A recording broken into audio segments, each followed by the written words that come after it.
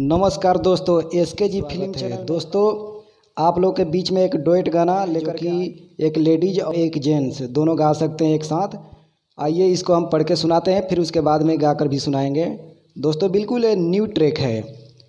अगर किसी भी सिंगर भाई को ये गाना पसंद है तो इस गीत को ले सकते हैं। दिए गए स्क्रीन पे मेरा नंबर है, उस नंबर पे कॉल करके इस गीत को ले सकते हैं।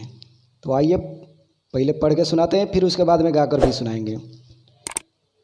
जाके ससुरवा तू भूल गईलू का हो, पियवा के प्यार में तू घुल गईलू का हो। इसको 2 बार गाना है। बात करे खातिर जियरा बेहाल भइल बा। तो लड़की गाती है, ये जान बाटे एगो सुना खुश खबरी त बबुआ हमार भइल बा।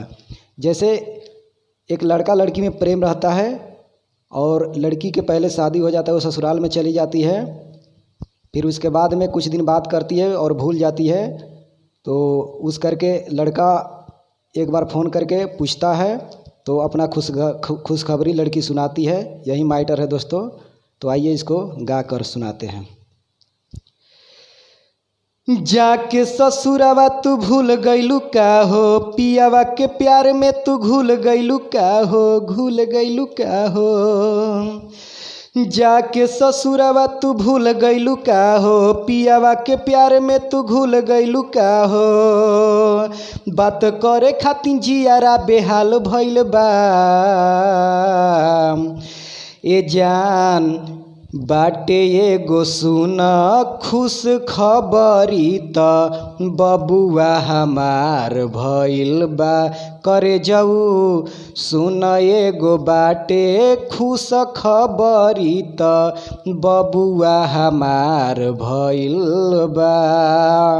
जाके ससुरवा तू भूल गईलू का हो, पियावा के प्यार में तू घुल गईलू का हो। बात करे खातिर जियारा बेहाल भइल बा। ये जान बाटे एगो सुना खुश खबरी त बबुआ हमार भइल बा। करे जाऊ सुन एगो बाटे खुश खबरी त बबुआ हमार भइल बा। तो दोस्तों, यही मैटर है। अगर गीत पसंद है तो दोस्तों पहले वीडियो को लाइक और चैनल को सब्सक्राइब करें। आप लोग वीडियो को लाइक और चैनल को सब्सक्राइब करते हैं तो मुझे बहुत खुशी मिलती है। धन्यवाद।